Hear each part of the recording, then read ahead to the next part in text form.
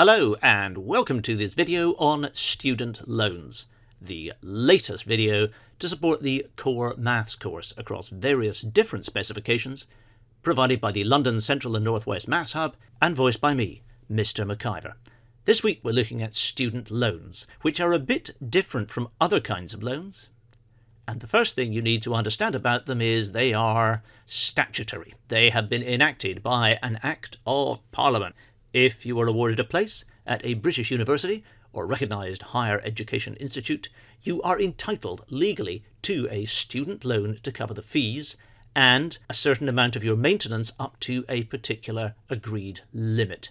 You don't borrow the money directly from Parliament. They have devolved this power to the Student Loans Company. So you get offered your place at university, you apply to the Student Loans Company, but because they are legally obliged to give you the money, they have to pay your fees directly to your university. University fees vary a little bit, but because the maximum allowable amount is £9,250 per year this year, and no university wants to set itself up as the bargain basement one, all the major universities charge this figure. So there you are. You're at university, you're running up a debt of £9,250 per year. Of course, when you get to university, you may well find you need some money to live off, especially if you're living away from home. So you are also entitled to apply for a maintenance loan from the Student Loans Company, which is simply added on to your fee loan. You do see this bit of the money, and the most you are allowed to borrow is about another £8,400 a year. So, all these sums of money are starting to look a bit scary. Let's see how they add up over the course of a degree. Well, the maximum fees, £9,250, but as I've said, those are the standard fees for a major British university, and the maximum maintenance grant, £8,430. This varies a lot more from student to student. That could be practically nothing if you were staying at home to go to university and perhaps doing some part-time work. But if you are living away at a British university and claiming your maximum maintenance grant, you could be running up debts of £17,680 per year. Most UK degrees are 3 or 4 years. A 3-year course, that means you're going to be running up debts of well over £50,000, a 4-year course up to £70,000. And if you're planning to become a doctor, that's a 5-year course. At this point, you may be thinking something along the lines of that. But it's important not to panic.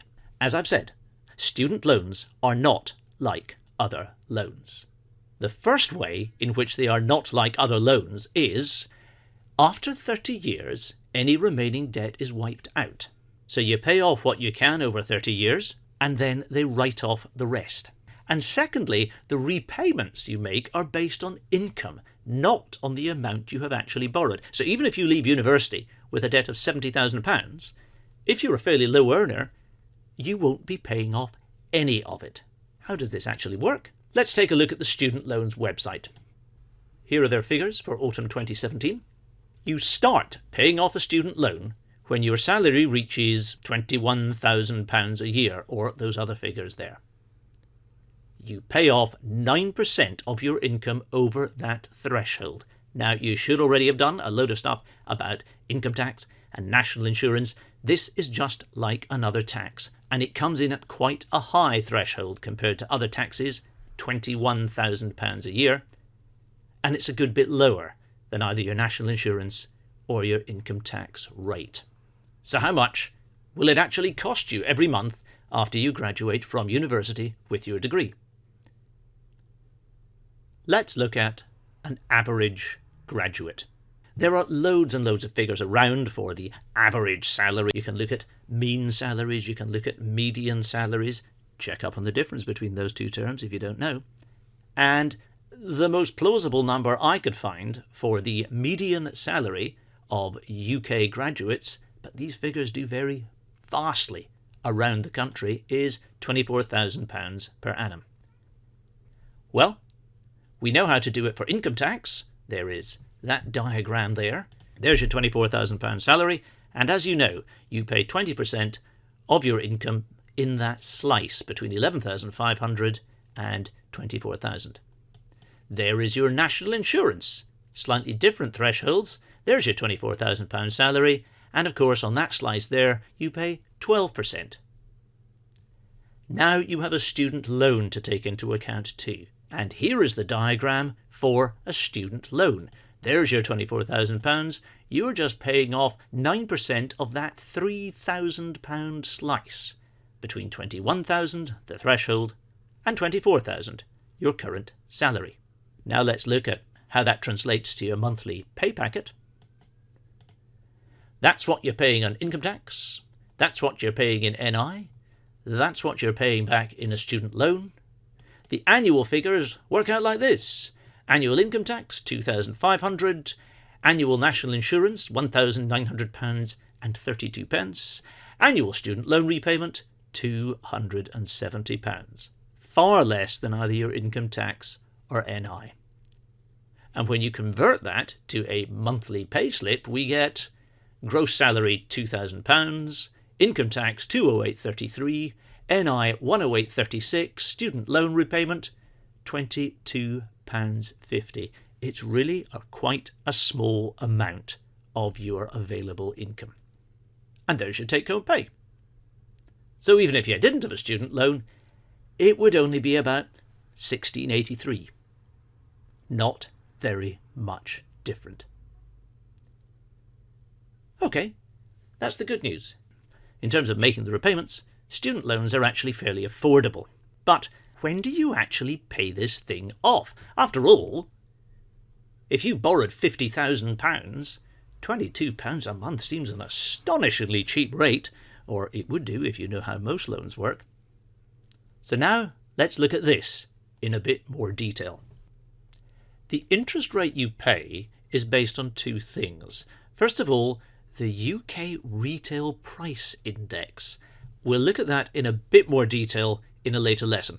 It's a kind of a measure of inflation and the rate at which prices are changing. At the time this video is being recorded, the most recent available figure is the official September one, which is released somewhat confusingly in October, and that's 2.8%. So that's one of the numbers that affects your interest rate. The other one is your circumstances. This is verbatim straight off the student loan website. Let's look in a little more detail at what it means by your circumstances. Oh my goodness, it means this. What this amounts to is, when you are at university, you are running up debt at retail price index plus 3%. So that means if you're a student at the moment, you are paying 2.8 plus 3, 5.8%. That is the rate at which your loan is racking up each year. When you leave and you start earning, the interest rate actually goes down, or certainly will do if you're on less than £41,000 a year. At £21,000 a year or less, it simply racks up at RPI. So at the moment that's 2.8%. At £41,000 a year, it reaches its maximum rate of RPI plus 3%, which would be 5.8%. And depending on your salary, between 21 and 41,000, you'll be paying some other interest rate, which makes it all rather complicated. And the best way to explain what's going on is by looking at this on a spreadsheet. And here's one I prepared earlier. It starts at year 1 and goes on to year 30. But strictly speaking, my spreadsheet should go on to 30 years after I graduate. So let's drag this down. My imaginary self is doing a 3-year degree. I have up to year 33 from the start of my degree to pay it off.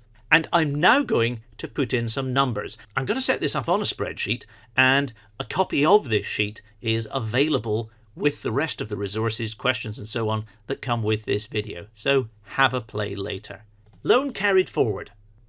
At the start of your student career, you aren't carrying forward any loan. This loan carried forward is what you start the year with. Well, you don't start your year with a debt. But let's suppose you borrow £16,000 in maintenance and fees for your first year. Your interest rate for the duration of your university course is going to be RPI plus 3%. Now, I'm going to do something crafty here. I'm going to mark up this column here and flag it as a percentage. So I can now mark this as 5.8%. So the interest added, and here's where you've got to start putting in formulas, is now going to be equal to, I have to add the amount I've carried forward, which is nothing in year 1, but it will be something in the other years, plus the additional amount I've borrowed, so that's my total loan to date, and then I have to multiply that, that's the star sign in computer speak, by that interest rate. And because it knows it's a percentage, it will automatically turn it into a decimal for me. So that's the amount of interest. I'm assuming I don't have a job when I'm at university, so that's naught. And the amount repaid is naught. So to get my outstanding debt, I have to add the loan carry forward to the amount borrowed to the interest added minus the amount repaid. I simply do that plus that plus that minus that. After 1 year at university, I owe this amount of money. This amount of money is now carried forward into this box here. My loan carried forward at the start of year 2 is now going to be equal to that figure there. I assume I borrow another £16,000 this year. My interest rate, I'm guessing, is going to be about the same. And now I can simply copy all these formulas down. And at the end of my second year, I owe that. I can now copy the entire row down for the third year of my university debt. And as you can see, I've now got to a figure of £53,786.42 in debt at the end of a 3-year course. Let's say I start my working life at the median earnings I have from this year's data. Now, I don't simply copy everything down here, because while I carry forward that amount of debt, I am now not borrowing any more.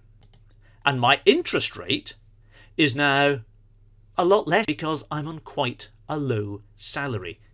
I'm not going to fiddle about with those figures in detail. I'm simply going to estimate 3.2%. I can drag down that formula. That works out the interest added. See how it's less than I was when I was an undergraduate. But I now have a salary. My salary is £24,000 per annum. Now the amount I repay is that sum there minus 21,000 times my multiplier for 9%, 0.09, £270, as we worked out earlier. And if I drag this down, I find I actually owe more than I did at the start of the year. This has been pointed out as a possible flaw in the student loan system. Let's just see what happens if we now copy this down for the next 3 years. It's perfectly possible that in your first few years of work you might get a small raise, so let's say it goes up to 24,500 and then up to 25,000. Oh, and then maybe you get a better raise. Maybe it goes all the way to 30,000. The bad news is this interest rate would now have gone up to something like 4.2%. As you can see, I've now reached a salary of £30,000 per year, but the amount I'm paying off is still less than the interest I am running up. You will find that even on £60,000 a year, I never quite pay off my entire debt. And it has been estimated that a considerable majority of students will never pay off their entire student debt. So, don't worry too much about the total size of the debt, because 30 years down the line, this £57,000 you owe will suddenly become zero. But remember, the thing you most need to be able to do is work out this. What are your actual loan repayments on a given salary? And it is simply another kind of tax, and we already know how to do that. Now work through the questions on the post-lesson task sheet, and I look forward to talking to you all again soon.